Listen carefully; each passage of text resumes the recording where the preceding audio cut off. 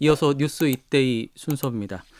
최근 실종자 수색 중 사망한 해병 1사단 최수근 상병 사건과 관련해서 이 사건을 수사했던 해병대 전 수사단장 박정훈 대령이 집단 항명 수괴 혐의로 입건이 되면서 논란이 되고 있습니다. 이 사건 발생 시작과 쟁점 사항 등을 자세히 살펴보겠습니다. 박정로 기자 나와 있는데요. 박 기자, 네, 이 최상병이 사망을 하면서 일단 수사가 시작이 된 거였죠? 그렇습니다. 이 최수근 상병 사망 사건을 간단히 정리를 해보면요. 최 상병은 지난달 19일이었죠. 경북 예천군 호명면 내성천 보문교 일대에서 해병대 1사단 신속기동부대 대원들 동료들과 함께 그 전날이었죠. 18일이었는데요. 폭우 피해 실종자 수색을 나섰다가 급류에 휘말리면서 실종이 됐었습니다. 네. 내성천 탐색 중 집안이 무너지면서 최상병을 포함해서 3명이 모두 급류에 휘말렸는데요. 다른 2명은 자체 구조됐지만 최상병은 실종 14시간 만에 숨진 채 발견이 됐습니다. 네. 자, 이후에 해병 1사단이 수사단을 꾸려서 자체 조사에 들어간 거였죠. 네, 이후 해병 1사단은 수사단장으로 박정훈 대령을 임명해서 그동안 수사를 진행해 왔습니다. 네. 수사를 마무리한 박 대령은 임성근 해병대 제1사단장에게 과실치사의 혐의가 있다고 결과를 냈고요. 이 내용을 이종섭 국방부 장관에게 보고를 했습니다. 예. 그런데 이 과정에서 오히려 수사를 진행했던 박 대령이 기소가 됐어요. 네, 박 대령 측에 따르면은요, 이종섭 장관이 처음에는 이 보고를 승인을 했다고 그래요. 네. 근데 이제 어느 순간 그 결정을 바꾸어서 임성근 제1사단장의 혐의 부분을 보고서에서 빼달라고 지시를 했던 것입니다. 박 대령은 국방부 장관의 지시에 따르지 않고 원래 수사 결과를 경북지방경찰청에 전달을 했고요. 이 결정 때문에 그는 국방부로부터 자신의 직책을 해임당했다고 주장을 하고 있습니다. 네. 그러고 나서 집단 항명 수괴라는 혐의로 기소가 됐는데요. 한마디로 군 명령을 따르지 않았다는 것입니다. 네. 그 당시에 박 대령이 윗선에 보고를 하고 또 결재도 받았던 것으로 이렇게 알려지고 있는데요. 네, 그렇습니다. 박 대령은 사단장과 여단장에게 범죄 혐의가 있다는 내용의 보고서를 작성을 해서 보고를 했고요. 네.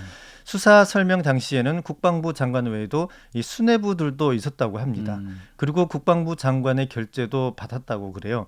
근데 이제 해병대 사령관과 육군 참모총장 그리고 국방부 장관의 단계적 보고가 있었음을 의미를 하는데요. 그 사이에 아무런 이 반대 의견도 없었고 잘했다는 말까지 들었기에 이 박 대령은 이를 경찰에 넘기려 했던 것입니다. 군사법원법에 따르면 군인이 사망했을 경우에는 범죄 혐의가 엮여 있으면 수사 내용을 경찰에 보내야 하기 때문입니다. 예. 그런데 갑자기 언론 브리핑도 취소가 됐고요. 또 박 대령이 압수수색까지 당했지 않습니까? 그렇습니다. 박 대령의 집단 항명 수괴 사건은 여기서부터 시작이 됩니다. 네. 이 수사 결과를 언론 브리핑하기로 예정이 돼 있었는데요. 근데 갑자기 국방부가 이를 취소했습니다. 그러고는 경찰에게 넘어가야 할 그 수사 보고서도 회수해 가 버렸고요. 이후 박 대령은 보직 해임과 함께 입건이 됐고 수사단은 압수수색까지 국방부로부터 받았습니다. 네. 그 일단 경찰 이첩 보류가 그 논란의 단초가 될 수 있을 텐데요. 뭐 네. 양측의 주장이 지금은 엇갈리고 있어서 상당히 네네. 논란이 더 크게 되는 것이 아닌가 이런 생각이 듭니다. 그렇습니다. 이 국방부 장관이 최상병 사고 관련 보고서에 이첩을 2번이나 보류하라라고 지시를 했습니다. 네. 그런데 이제 박 대령이 이 지시를 따르지 않았다는 것이 그 국방부의 설명이고요. 또 국방부 법무관리실은 보고서의 혐의 부분을 삭제하는 것이 바람직하다는 의견을 제시를 하기도 했다고 그래요. 이유는 그 이첩된 보고서의 혐의가 향후 수사에 영향을 줄 수 있기 때문인데 이 의견을 수용한 국방부 장관이 이첩 보류 지시를 내렸다고 밝히고 있습니다. 네. 이 때문에 박 대령 같은 경우는 이제 수사단 관계자에게 보고서를 경찰에 넘기도록 지시했다는 이 증언을 기반으로 직권남용과 군사기밀보호법 위반 혐의도 추가가 됐습니다. 뭐 하지만 박 대령 측의 주장은 또 다르죠. 네, 박 대령은 이첩 보류 지시를 받았다는 사실을 알지 못했다고 주장을 하고 있는데요. 네. 김 사령관이 그에게 명확한 지시를 한 것은 보고서를 경찰에 넘긴 이후였다는 것입니다. 그는 자신에게 추가로 제기된 혐의에 대해서 국방부 검찰단이 영장 발부 가능성을 높이기 위해서 추가한 것이다라고 보고 있습니다. 박 대령은 유족들에게도 사고 관련해서 초동 수사 결과를 직접 설명하기도 했다고 그래요. 예. 보류 지시가 언제였는지 이런 또 논란도 있는 상황인데요. 네. 결국에는 이제 공정한 수사가 이루어질 수 없다면서 박 대령이 국방부 수사를 거부하는 사태까지 벌어졌어요. 네, 앞서 국방부 검찰단은 박 대령을 집단 항명 수괴 혐의로 입건을 했는데요. 네. 지난 주말 2차 수사를 실시를 하려고 했는데 박 대령이 이 공정한 수사가 이루어질 수 없다라면서 수사를 거부했습니다. 또 국방부로부터 사건을 축소하라는 외압을 받았다고도 주장을 했는데요. 네. 박 대령은 지난 1일 유재현 국방부 법무관리관과 통화해서 법무관리관이 직접적인 과실이 있는 사람으로 한정해야 한다라고 했다고 말했습니다. 당시 박 대령은 통화에서 이 직접적인 과실은 대대장 이하를 말하는 것이냐라는 의문에 대해서 스스로 또 그렇게 받아들였다고도 하고 있고요. 사단장과 여단장도 과실이 있다는 이 자신의 수사한 광의의 과실 범위와는 차이가 있다. 이렇게 받아들이면서 이 외압을 느꼈다는 것이죠. 예. 자체 이제 공정한 수사를 방해하는 그런 외압으로 느껴질 수도 있는 상황인데요. 이런 주장에 대해서 국방부는 어떤 입장일까요? 네, 국방부는 그것은 그 박 대령의 해석할 수 있는 부분이다. 그리고 법무관리관의 답변은 원칙을 또 설명한 것이다라고 반박을 하고 있습니다. 네. 앞서 국방부 관계자는 유 법무관리관이 박 대령과의 통화에서 죄명을 빼라. 그리고 혐의자 및 혐의 사실을 빼라라고 했다는 주장에 대해서는 사실이 아니다라고 입장을 명확히 하고 있습니다. 근데 또 이렇게 되면 수사 중립이 좀 훼손되는 것이 아닌가라는 우려도 있는데요. 그렇죠. 국가안보실에서 보는 것 자체가 이 수사 중립을 훼손하는 이 외압 행위로 비춰질 수가 있습니다. 때문에 이게 논란이 커지고 있는데요. 국법원법에 의해서 혐의를 인지하면 이첩하도록 되어 있는데 이 혐의를 빼고 이첩하라는 것 자체가 말이 안 된다는 것이 이 의견이 지배적입니다.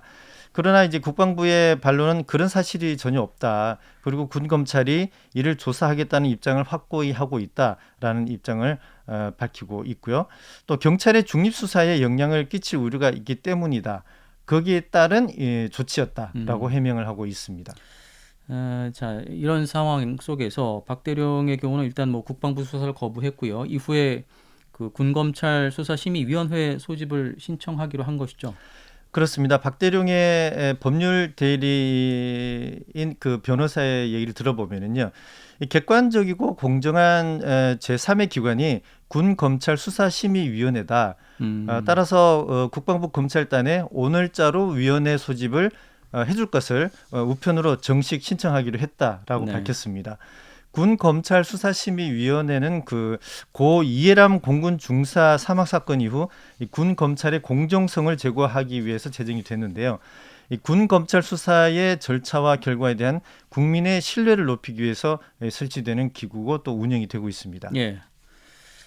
자, 다시 좀 앞으로 돌아가 보죠. 그럼 일단 사건 그러니까 수사 내용이 이제 이첩이 됐지 않습니까? 그럼 경찰도 이 사건을 수사하게 되는 것인가요? 그렇습니다. 지금 박 대령이 경찰에 넘기는 과정에서 국방부에서 그 이첩 사건 보고서를 가져갔는데요. 지금 경북 경찰청은 기다리고 있는 입장입니다. 군사법원의 관할이 없기 때문에 이첩을 받아서 수사할 예정인데요. 국방부 조사본부에서 수사 결과까지 결론지어서 경찰에 이첩하는 것이 아니고요. 경찰에 이첩하기까지 오랜 시간이 또 걸리지 않을 것으로 보고 있기 때문에 일단 기다리고 있는 입장입니다. 네. 그리고 또 개정된 군사법원법상 결국에는 또 경찰에 이첩하게 돼 있다라고 하고 있습니다. 직접 수사에 착수하지 않는 이유로는요, 이 군에서도 동시에 사건을 들여다보고 있기 때문에 자칫 이중 수사가 될 수 있다. 그런 소지가 있기 때문에 이 사건은 군과 경찰의 상호 협력 아래 진행해야 하고 그 근거는 법원이 재판권을 가지는 군인 등의 범죄에 대한 수사 절차 등에 관한 규정 3조라고 못을 박았습니다. 예. 자, 이 관련 수사 앞으로 어떤 방향으로 흘러가게 될까요? 네, 일단 박 대령이 군검사 심의위원회 소집을 요청을 하는데요. 이게 확정이 되면은 일단 심의위는 민간을 포함해서 5명에서 20명으로 된 위원회를 구성하게 됩니다. 또 수사 계속 여부와 공소 제기 여부, 그리고 구속영장 청구 여부 등도 심의를 하게 됩니다. 네. 근데 다만 소집을 신청한다고 해서 무조건 위원회가 열리는 것은 아닙니다. 신청서가 들어오면 국방부 검찰단장이 심의위원 중 5명을 선정해서 이 문제를 다룰지 여부에 대해서 논의를 하게 되고요. 또 이들의 결정에 따라서 수사심의 개최 여부가 정해지는 것입니다. 그런데 현재로서는 위원 선정 과정에 국방부가 충분히 개입할 여지가 있기 때문에 일각에서는 공정하게 이루어질지 의문을 제기하는 목소리도 큽니다. 예. 해병대 최수근 상병 사망 사고와 관련해서 수사를 했던 박정훈 전 해병대 수사단장의 집단 항명 수괴와 관련된 논란들 함께 좀 짚어봤습니다. 뉴스이데이 박정로 기자와 함께했습니다. 고맙습니다.